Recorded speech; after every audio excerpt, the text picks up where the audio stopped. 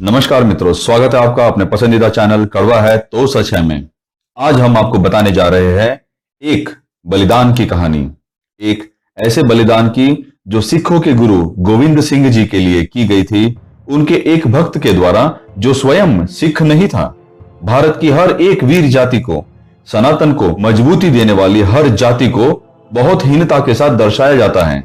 हम लोगों के दिमाग में इस तरह से एक स्टीरियोटाइप सेट कर दिया गया है, जैसे ठाकुर हमेशा क्रूर होता है, पुजारी हमेशा चोर होता है, व्यापारी खून चूसने वाला होता है, बनिया सदैव सूदखोर होता है।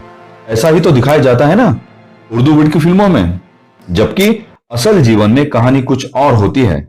जिस तरह के पात्र इन फिल्मों में दिखाए जाते हैं, वैसे उदाहरण आपको करोड़ों में भी एक ही शायद मिले। तो शुरू करते हैं कहानी ऐसे ही तथाकथित खून चूसने वाले व्यापारी और सूदखोर बनिए के बलिदान की।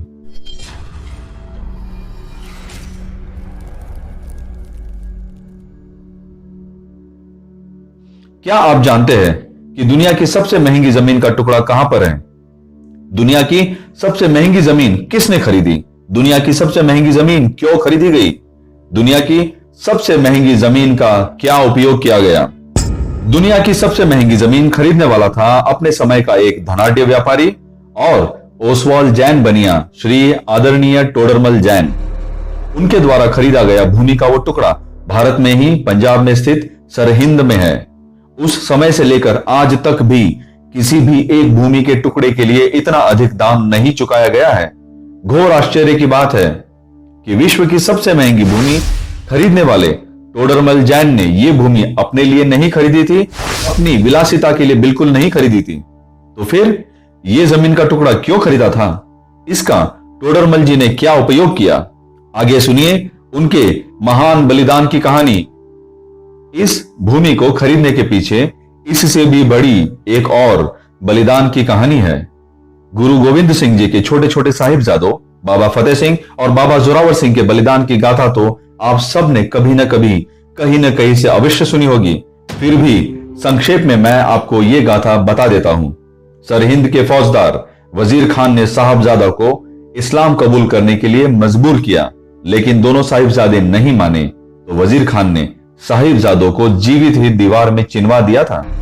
दीवान टोडरमल जी जैन, जो कि इस क्षेत्र के एक धनी व्यक्ति थे और गुरु गोविंद सिंह जी एवं उनके परिवार के लिए अपना सर्वस्व न्यौछावर करने को तैयार थे, उन्होंने वजीर खान से साहिबजादों के पार्थिव शरीर की मांग की और वो भूमि जहां साहिबजादे बलिदान हुए थे वहीं पर उनकी अंत्येष्टि करने की इच्छा प्रकट की।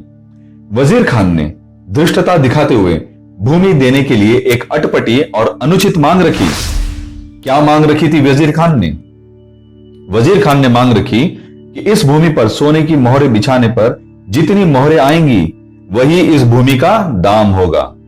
दीवान टोडरमल जैन ने अपने सब भंडार खाली करके जब मोहरें भूमि पर बिछानी शुरू की तो वजीर खान ने धृष्टता की पराकाष्ठा पार करते हुए कहा कि मोहरें बिछाकर नहीं बल्कि मोहरें खड़ी करके रखी जाएंगी ताकि अधिक से अधिक मोहरें वसूली जा सके।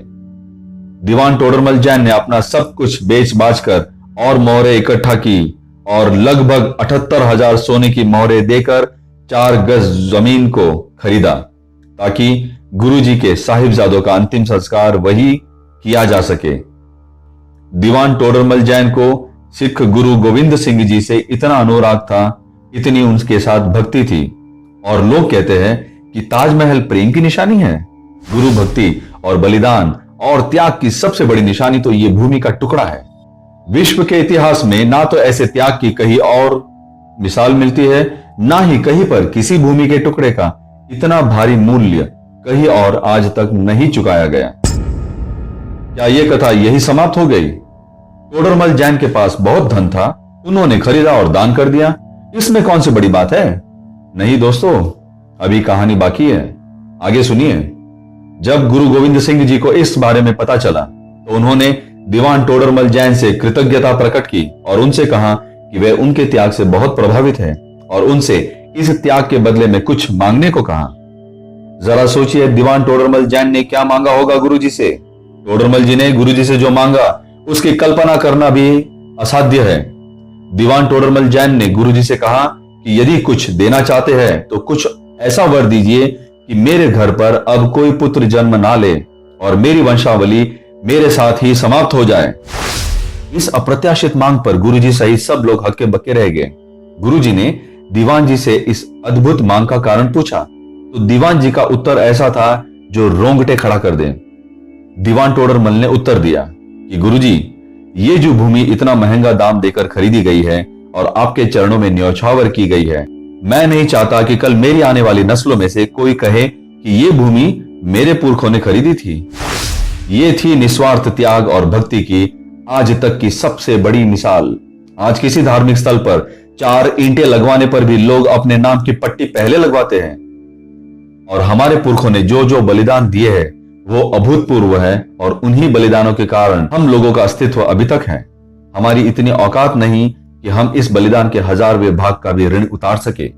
राजा करम सिंह ने 1764 में साहबजादों के बलिदान के यादगार स्वरूप उसी भूमि पर एक गुरुद्वारा बनाया। गुरुद्वारा ज्योति स्वरूप और गुरुद्वारा फतेहगढ़ साहिब को जोड़ने वाली एक सड़क है। उस सड़क का नाम भी दीवान टोडरमल मार्ग रखा गया है। इसी गुरुद्वारे में दीवान टोडरमल के नाम का हॉल भी है।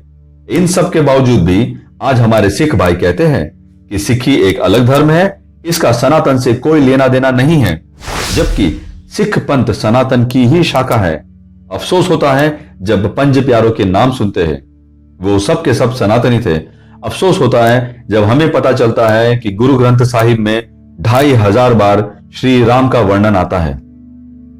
गोल्डन टेम्पल का प्राचीन नाम तो हरमंदिर साहिब है। हर यानी विष्णु। सिख पंथ का आरंभ कैसे हुआ, इसका भी ज्ञान आजकल हमारे सिख भाइयों को नहीं है। आज की कहानी बताने के पीछे हमारा आशय किसी का मन दुखाना बिल्कुल नहीं है। हमारा आशय सिर्फ सत्य को दिखाना है। सत्य छिपाए नहीं छिपता, भले ही उस पर लाखों पर्दे चढ़ा दो, एक दिन सत्य सामने आ ही जाता है। त्याग और बलिदान की यह गाथा जिसे हमारे गौरवशाली इतिहास से गायब कर दिया गया था, इसे अब अधिक से अधिक लोगों तक पहुंचाए और अपने पुरखों का मान सम्मान बढ़ाइए।